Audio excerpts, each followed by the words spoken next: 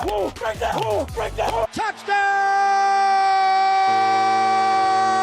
San Francisco! McCaffrey's gonna score! He gets picked off by Hufanga. Fred Warner with the INT. George Kittle. That's a sackaroonie, baby. Ball is out, it is picked up. Run back the other way. Welcome back, 49er faithful, to the Gold Rush podcast. I am your host, Javen Takar. Woo! Woo! Another 49ers win. And another week of not doing a pre-game 49ers preview of the week. From here, of course, yours truly, the Gold Rush. And another 49ers win. That's 2 in a row. Beat Jacksonville Jaguars. I was not able to get the video of the preview out. Then they won. And now we go into Tampa Bay. Did not have the time, again, to record the preview. Did not get it out. And they won again. And just to recall, I started up this channel right after the Cowboys win. And right after that, I did 3 previews per the weeks. And we lost those 3 games. So, hey, maybe it's the Gold Rush curse of the previews.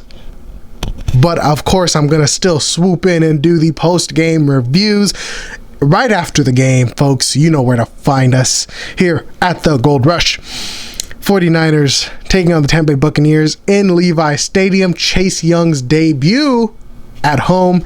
No Jerry Rice on the table today. We've got, of course, quarterback Steve Young. And then just to match, because we have the Tampa Bay Buccaneers, Jameis Winston here. And so I chose, hey, I'll go quarterback and quarterback. Of course, Jameis Winston on the New Orleans Saints now. So be it, no biggie. 49ers take the dub 27-14 against the Buccaneers. It got a little close at the end, but the defense stayed true. The defense was really lights out. I mean, it really felt like Tampa Bay had no chance. And they got a late touchdown, and it was like, okay, maybe. And then it was just a pick and turnover. And so the defense, especially in the red zone, really did their thing. Of course, I don't have the stats up yet because, like I said, this is immediately after the game. But let's go through. First off, the Buccaneers, they only had about 47 or so rushing yards, not counting Chase Edmonds, who had 4 carries for 8, Trey Palmer, who had 1 carry for 6, and Baker Mayfield, who had 3 carries for 5. Rashid White had 9 carries for 30 yards and a touchdown. And then Devin Thompson, 1 carry for 17 yards. So that's, I believe, a receiver on the end around or something like that. Kadon was the leading receiver with 4 receptions for 49 yards. Mike Evans was totally strapped up. He had his big plays, though, still 5 catches, 43 yards, and a touchdown. Great battles against Diamador Lenore and Charvarius Ward. Chris Godwin had 6 receptions, so he led the team, but only 39 yards, and then Rashid White with also 6 receptions for 28 yards. All in all, though, the defense played really well. The offensive line, the broadcast said, this offensive line is really good. It really didn't feel like it. Yes, they protected Purdy, but hey, he still got down. I believe it was 4 or 5 times. Yeah, Yaya Diaby. Didn't really know how to pronounce his name. I believe he was a rookie. He got himself 2 sacks, and then Vita Vea had 1. Levante David had 1. And I think somebody else, but I'm not seeing it here on the stat sheet because this is all I've got so far. Levante David was having himself a pretty good game with 7 tackles and a sack, but then he got taken out due to injury. Speaking of injury, 49ers safety Talanoa Hufanga missed, I believe it was in the 3rd quarter. He got injured, his knee, in a juke move by Rashid White. Got injured. He looked like his ankles got taken, but I believe he got injured is the point. We don't have to bash on the injured man. And then rookie Jair Brown, or Jari, I don't exactly know how to pronounce his first name, but we're going to say Jari Brown rookie safety, I believe from Penn State, I want to say. He got his chance, and if you go back a couple videos ago, I said I want this man to get some more playing time. I want to see him on the field more, and indeed he got his chance, and he had one big play that he led up, who I believe, I don't exactly know, I think it was to Kate Otten. It might have been Raheem Jarrett. I don't exactly know who he gave up the big play to, but as soon as he was subbed in, the Buccaneers straight away attacked him and in a seam route, and he bit on it just a little early. Receiver got behind him, bang, big play, and I want to say that led up into the Rachaad White touchdown. Not 100% sure on that, but I do believe it was effective. And then after that, though, he really stepped up big, and he got his first career interception. So you gotta be happy for the kid. He was there. He swatted 2 balls. Both prevented a touchdown, actually, I believe. One was against Mike Evans. So he really did his due diligence and proved why he should get more snaps, more minutes. And so if Hufanga is out for extended time, we can feel comfortable with Brown back there. And even if Hufanga is in, we can throw in some 3 safety packages with, of course, Gibson, Hufanga, and Brown. You can rotate Gibson, who, he's getting a little older. I'm sure you can use the rest. And then obviously have Hufanga and Brown out there, both just be electric, making plays. Yes, very happy for Jair Brown, who got his chance. Probably, too early to say player of the game, but he definitely saved our butts. And Charvarius Ward actually he got a little banged up, and Isaiah Oliver had to come back in, and that play I got a little nervous. I think it was on a 4th down that Charvarius Ward had to be taken out. Isaiah Oliver was in. They put him in the slot, so I believe Diamador took Charvarius' spot, and then Ambry Thomas was on the outside corner as well. And then they just straight up blitzed Isaiah Oliver. They didn't even bother to put him in coverage.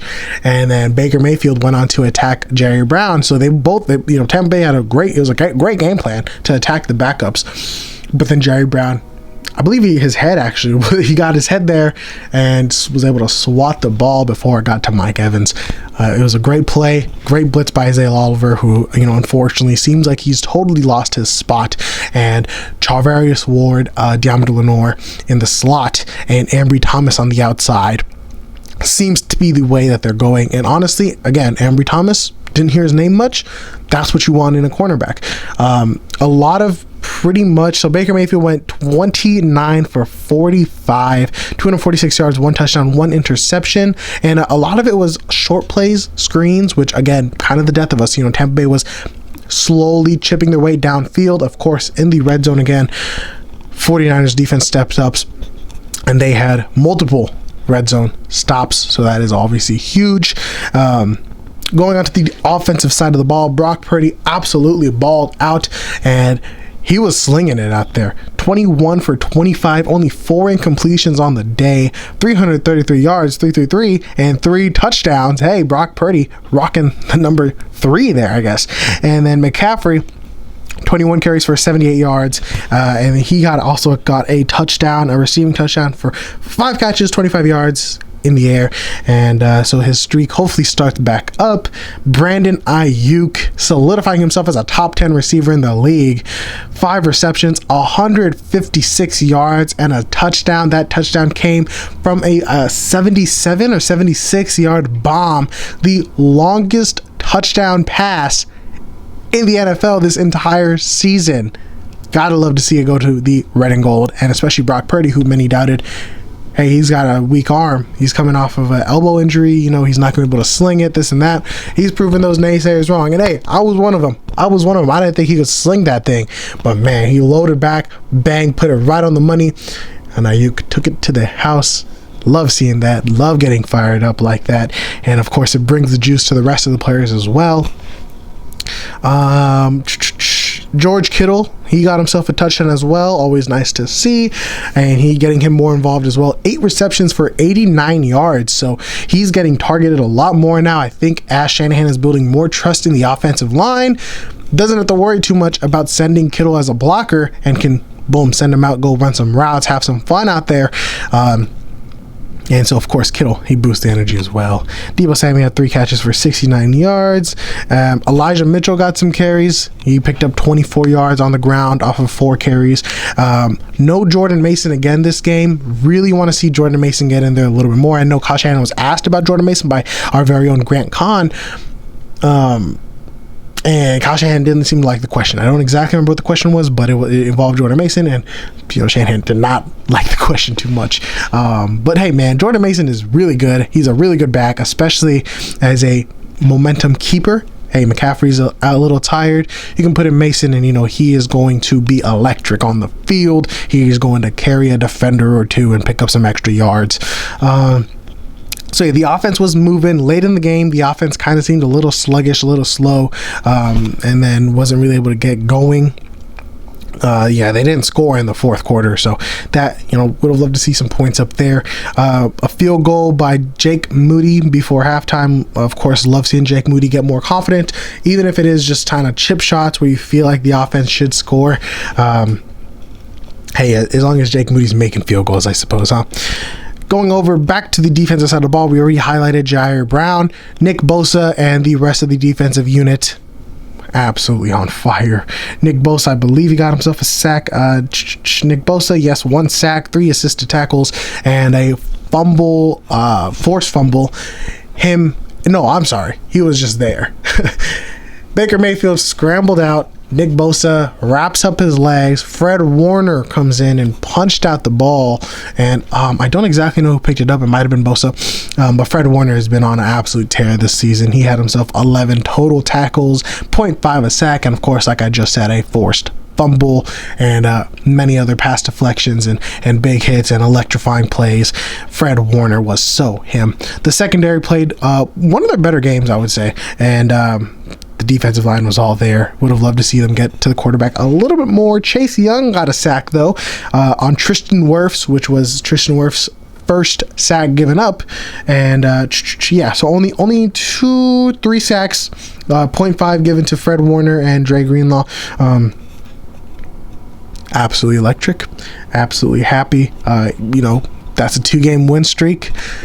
And now, off of a short week, going against the Seattle Seahawks in Levi's. It's going to be a fun game. Maybe I shouldn't get too ahead of myself. Let's continue here on Tampa Bay. I guess I don't really know what else to cover. We covered the offense, covered the defense. The special teams was solid.